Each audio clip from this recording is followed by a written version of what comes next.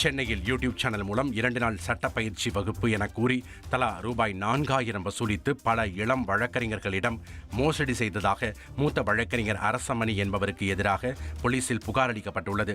இதுகுறித்த வகுப்பில் பல தவறான தகவல்களை கற்பித்ததால் சந்தேகமடைந்த இளம் வழக்கறிஞர்கள் வழக்கறிஞரை பிடித்து போலீசில் ஒப்படைத்தும் போலீசார் புகாரை பெற மறுப்பதாகவும் பாதிக்கப்பட்ட வழக்கறிஞர்கள் குற்றம் சாட்டியுள்ளனர். 4000 செலவு பண்ணி நான் மதுரையில இருந்து அவருக்காக டிராவல் பண்ணி இந்த கிளாஸுக்காக டிராவல் பண்ணி 2 நாள் கிளாஸ்ன்னு சொல்லி நாங்க இன்னைக்கு ஃபர்ஸ்ட் டே வந்திருக்கோம். இன்னைக்கும் நாளைக்கும் கிளாஸ் இருக்கு. இன்னைக்கு ஃபர்ஸ்ட் அவர் வருவார்னு பார்த்தா அவருக்கு மேல வேற ஒரு ஆள் வந்தாரு. அவங்க தான் என்ன சொன்னாங்க, இந்த மாதிரி இவர் பண்றது ஃப்ராடு.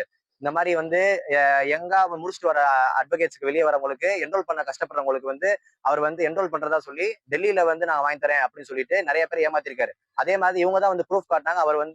அவரை பார் கவுன்சில்ல இருந்து, தமிழ்நாடு புதுச்சேரி பார் கவுன்சில்ல இருந்து அவர் சஸ்பெண்ட் பண்ணிருக்காங்க.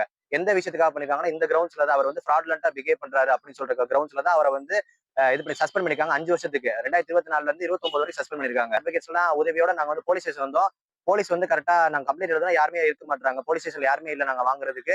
அது இல்லாம அவங்க கரெக்டான நடவடிக்கை எடுக்க மாட்டாங்க. அதே இதை நான் பார் கவுன்சில், தமிழ்நாடு புதுச்சேரி பார் கவுன்சிலுக்கு நான் ரெக்கமெண்ட் பண்றேன். இந்த மாதிரி அதுவும் இல்லாம இவரோட யூடியூப் சேனல்ல முடக்கணும். இவரோட யூடியூப் சேனல் நேம் சுருடி மின் நிலையம்.